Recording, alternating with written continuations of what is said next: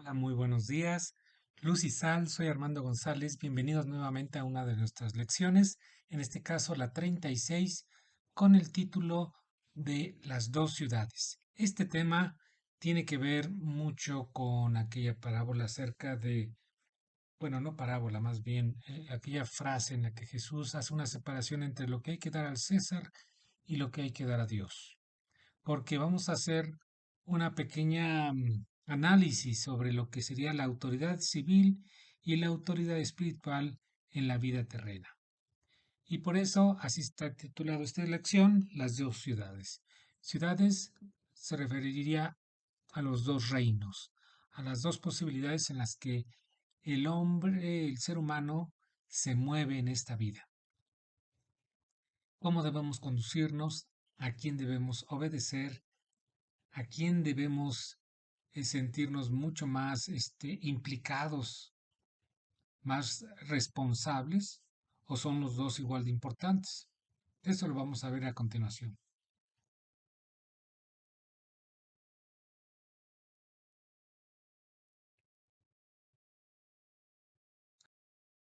Hay que reconocer que existe una autoridad y la autoridad proviene de Dios. Toda autoridad, incluida la autoridad terrena que detentan los hombres, las mujeres, pues no es dada nada más porque sí. Proviene como un reflejo del mismo Dios.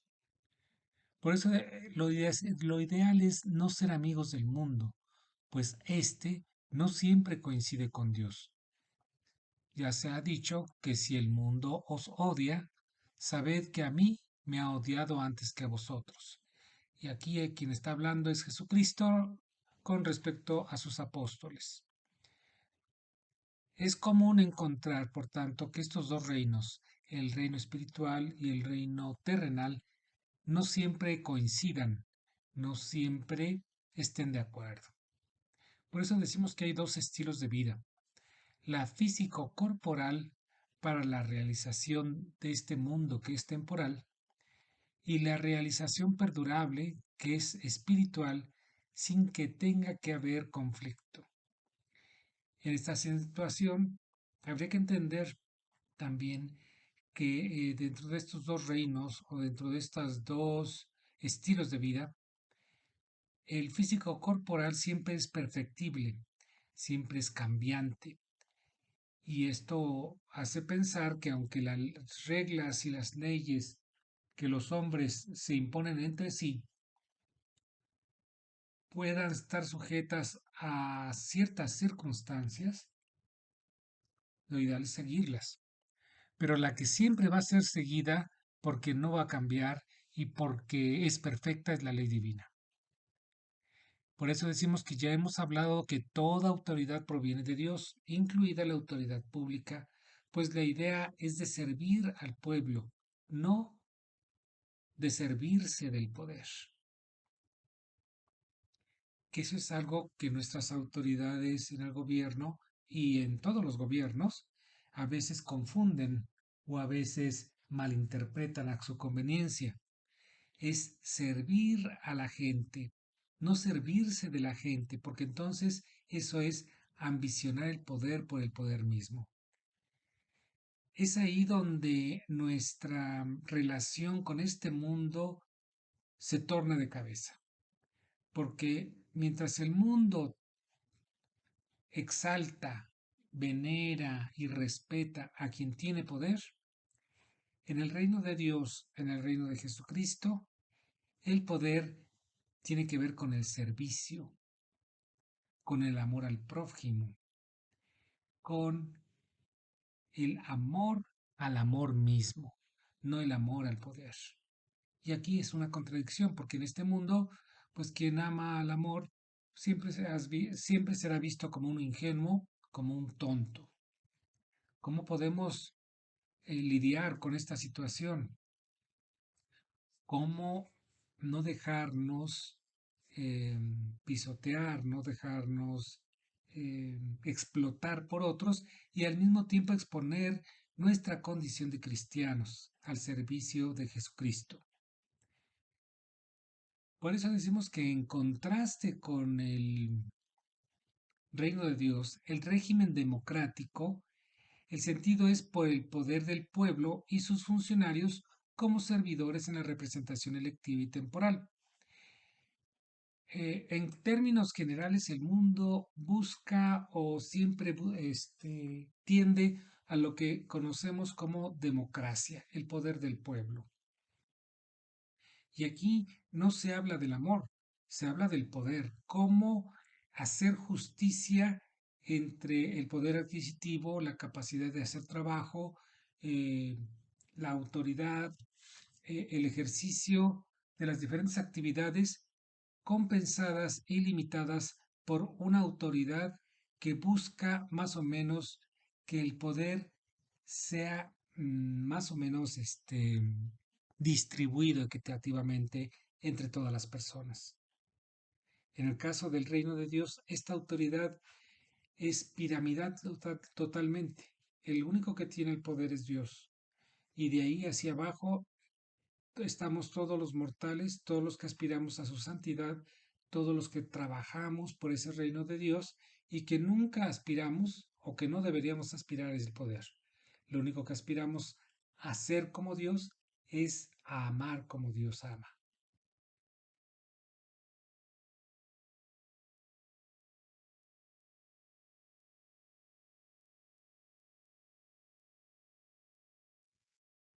Es importante, por tanto, hacer unas ciertas distinciones entre qué es lo que nosotros conocemos como sociedad y las ideologías que están en torno a ella y que producen diferentes efectos, producen diferentes respuestas de la gente y cómo saber en qué situación nos encontramos.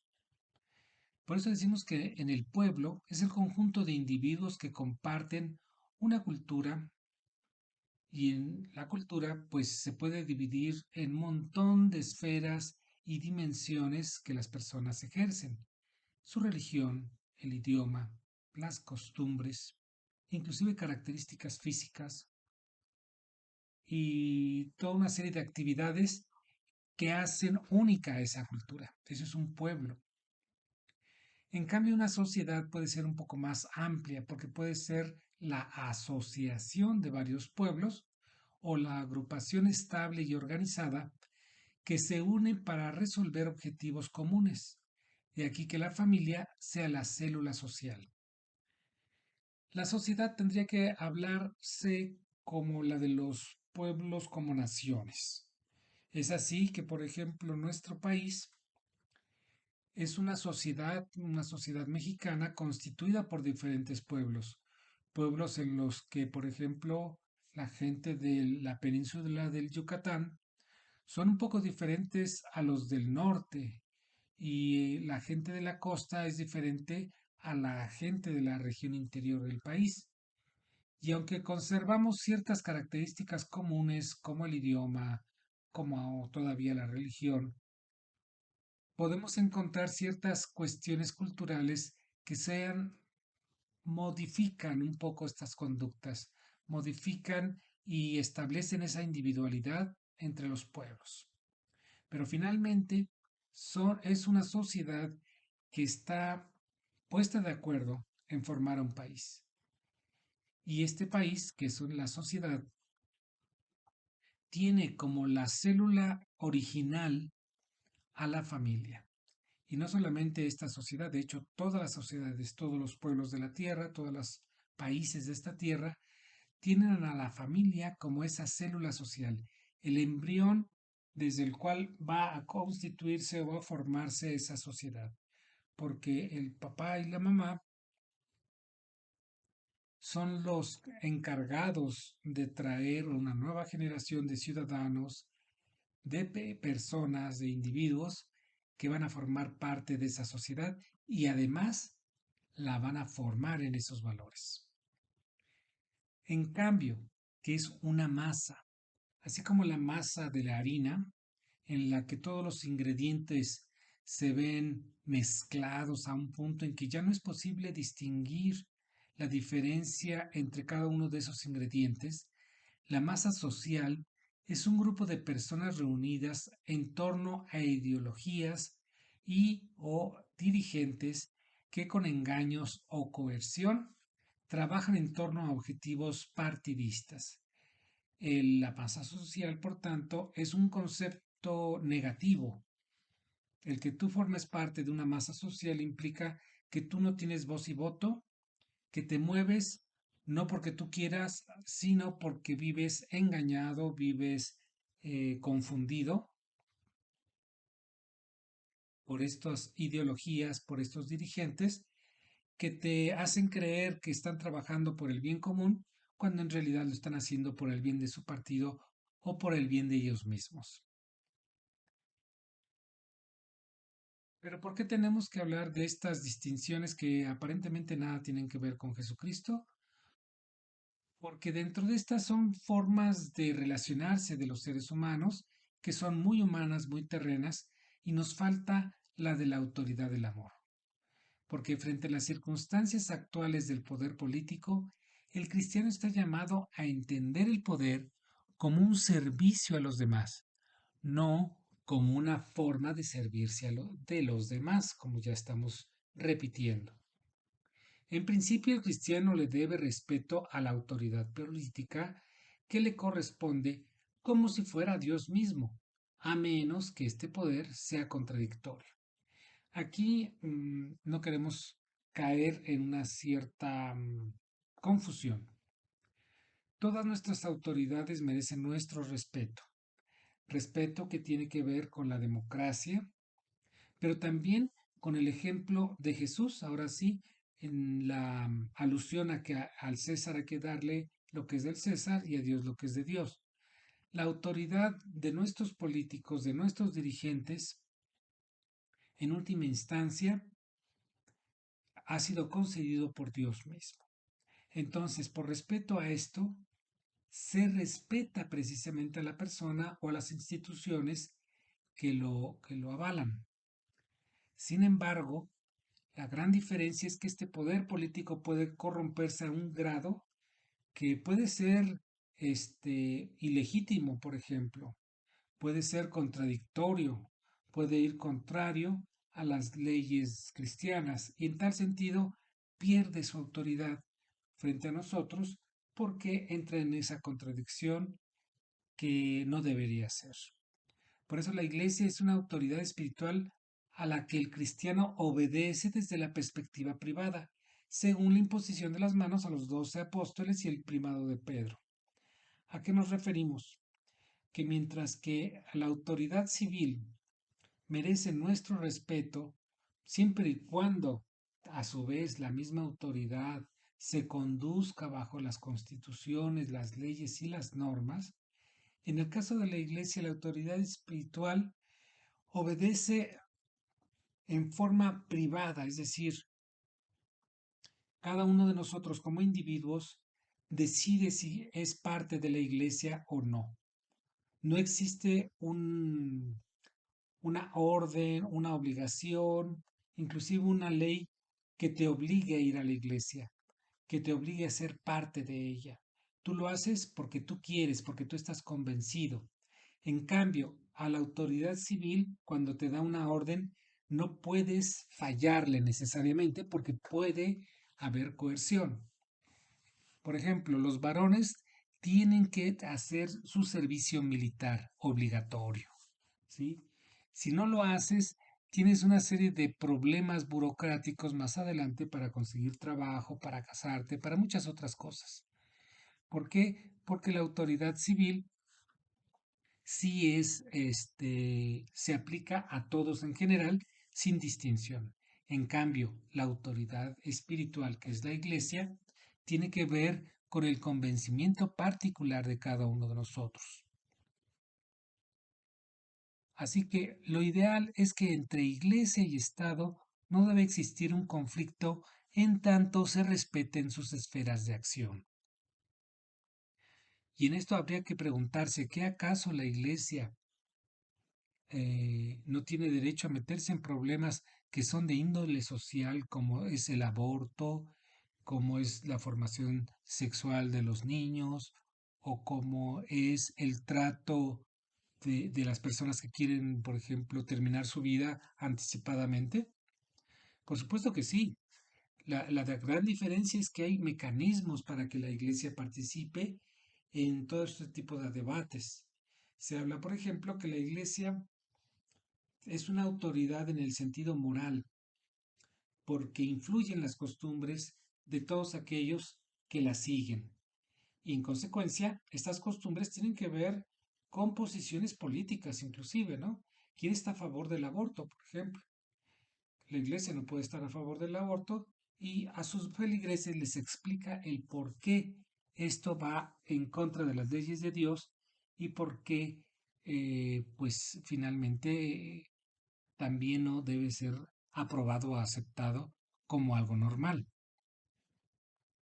De aquí que estamos hablando entonces que hay dos tipos de autoridades. La autoridad civil, que tiene que ver con los caprichos, las necesidades reales y verdaderas que pueda tener el pueblo y también los caprichos que pueda tener la sociedad. Si más adelante la gente decide que la drogadicción no es un problema, sino que es un problema que no debería dársele importancia, pues van a aprobarlo, ¿no? Como algo normal. Pero la iglesia nunca va a estar a favor de esto, porque te puede alegar, inclusive de forma científica, que la drogadicción termina matando células, termina destruyendo familias y genera una dependencia, un vicio que no ayuda realmente. Por eso no debería existir conflicto, porque lo que está buscando la Iglesia y el Estado se supone que es el servir al pueblo. Pero lo que estamos viendo es todo lo contrario, que el Estado muchas veces, por cuestiones clientelares, acepta todo lo que el pueblo pide, todo lo que el pueblo hace, sin que haya una investigación, sin que haya un estudio serio, sin que haya la forma de explicar a la gente el por qué hay cosas que se aprueban y hay cosas que se rechazan y se prohíben. Eso falta instrucción, falta forma de que el Estado asuma su responsabilidad de hacer lo que necesita el pueblo en su servicio. Y la Iglesia tiene que trabajar también en este servicio. Por eso no debería existir conflicto.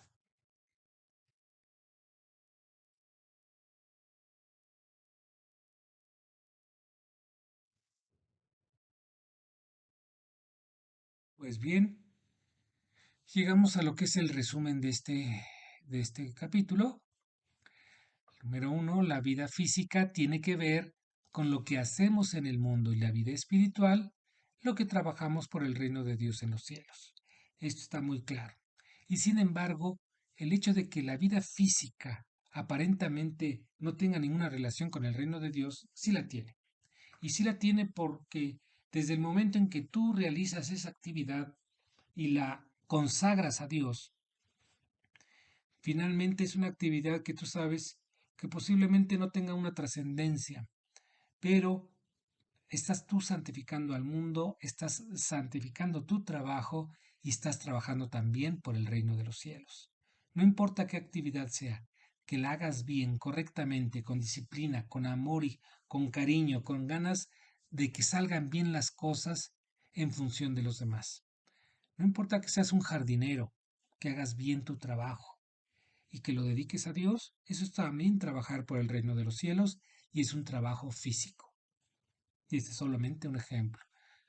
Puedes tú situarte según tu vocación, tu profesión u oficio y descubrirás que cada una de estas cosas, por más concretas y por más terrenales que sean, si tú las dedicas a Dios, no solamente van a ser cosas provechosas y que te den un gusto realizar, sino que las vas a cobrar en forma justa y los vas a cobrar de manera que te sientas contento de realizarlas. Es decir, no vas a sentir que tu trabajo es un trabajo, sino que va a ser algo que te va a llenar, que te va a hacer sentir contento. Y también cansado, porque eso es inevitable. Número 2. La vida humana está sujeta a la jurisdicción civil, o terrenal y la espiritual eclesial. Mientras estemos en este mundo tenemos estas dos vías o estos dos caminos o estas dos situaciones de autoridad. No es que escojas una de ellas, de hecho vives entre las dos. Y lo ideal es que ambas estén trabajando por el bienestar de la humanidad. Si esto es así, no debería haber ninguna contradicción. Sin embargo, en la vida concreta y real, te das cuenta que una cosa dice la Iglesia y otra cosa dice el Estado. Número 3. Los sucesores de los apóstoles y Pedro entre ellos, los obispos y el Papa, ejercen la autoridad como Iglesia a través de la enseñanza de Cristo. ¿Esto a qué viene a colación? Bueno, que ellos son la jerarquía. Aquí hacemos un paréntesis. Recordemos que la Iglesia está formada por laicos y por jerarquía. Y dentro de la jerarquía son aquellos que son depositarios de esta autoridad dejada a los apóstoles en los obispos y el Papa, que ejercen esto para servicio de la Iglesia a través de las enseñanzas de Cristo. Ojo, es un servicio. Por eso el Papa, con todo y el respeto que le debemos, también es el primer servidor de todos y cada uno de nosotros. Número 4. Entre autoridad eclesial y autoridad civil no debe existir conflicto si de veras está al servicio de la sociedad. Esto ya lo explicamos en el número 2 y en efecto, eso sería lo ideal, pero te vas a encontrar con que puede haber una contradicción en este punto, tanto en las formas como en los resultados. Lo importante es que llegará un momento en que la autoridad civil ya no tendrá autoridad sobre ti si se aleja del servicio que debe dar a la sociedad misma. Número 5. Como cristianos, seguimos el espíritu de servicio y de amor al prójimo, incluso en los casos de injusticia. Es ahí donde tu labor como un cristiano, como seguidor, como alguien que está preocupado por el reino de Dios, va a poder distinguir cuando la autoridad civil se desvíe de su propósito inicial, que es el del servicio a la sociedad. Inclusive te podrías dar cuenta en cualquier otra persona, cualquier otra autoridad que se desvíe de esto.